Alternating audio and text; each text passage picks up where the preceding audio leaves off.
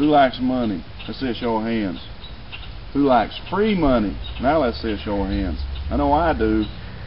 Money's what makes the world go round. My name's Cody Farner and I'm a student at North Georgia Tech. And I'm here to tell you how to spend less on your bills and put more money in your wallet.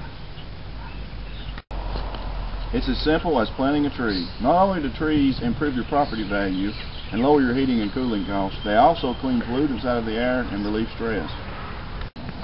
It only involves 8 simple steps. Go green and put green back in your wallet. We can all use a financial boost in today's economy. Tools are not required for the following project, although they are highly recommended. For my digging implement, I chose a round point shovel, and for my mulch, I chose naturally composting oak leaves. First step in the process is to choose a tree. There's 3 main forms of tree. You have the shade tree, the ornamental tree, and the fruit tree. We chose the ornamental tree, and we chose a Leland cypress strictly because it is cold hardy, rot and disease free, and pest resistant. The next thing you want to do is pick out a place to plant your tree and dig a suitable hole.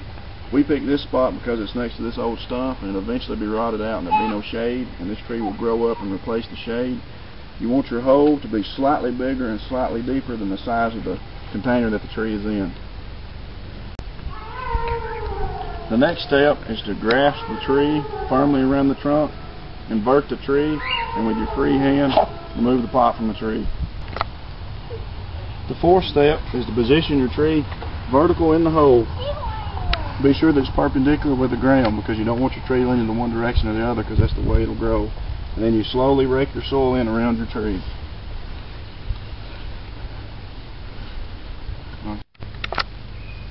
The next step, step 5, once you have the soil raked in around the tree, is to rake the soil around the tree into a ridge so as to enable water to pool and slowly percolate to the roots. The next step after you have your water basin formed is to apply a liberal amount of mulch around the tree so as to protect the freshly dug soil from the sun so it won't dry out too much.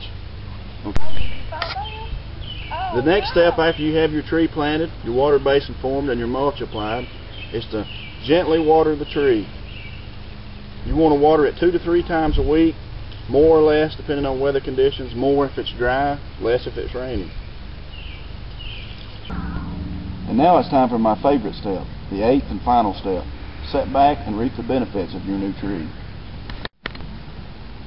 For years to come, you will be able to enjoy cleaner air, lower stress, and more money in your wallet. Before I finish, I'd like to take the time to issue a few warnings. Be careful while using your digging implements, as they potentially can cause bodily harm or death. When watering your tree, be very careful not to overwater your tree, as overwatering can cause the tree to die. If the tree's leaves begin to wilt, it is typically a sign of overwatering. When picking out a tree, you want to take a look at the tree's bark. You want a tree that's bark is free of fungus or free of mold. You also want to take it to look at the leaves. Wilted or dead leaves dictate a tree's health. This tree is obviously not a very good tree. As stated previously, a tree's leaves dictate a tree's health. This tree is green and lush and is obviously very healthy. Please keep in mind that tree type, tree location, digging implements, and mulch are all up to personal preference. Please pick the tree that makes you happy and use the tools and mulch you're most comfortable with. Thank you for your time. I hope everyone got something positive out of this. Remember, planting a tree is beneficial for many years to come in more ways than one.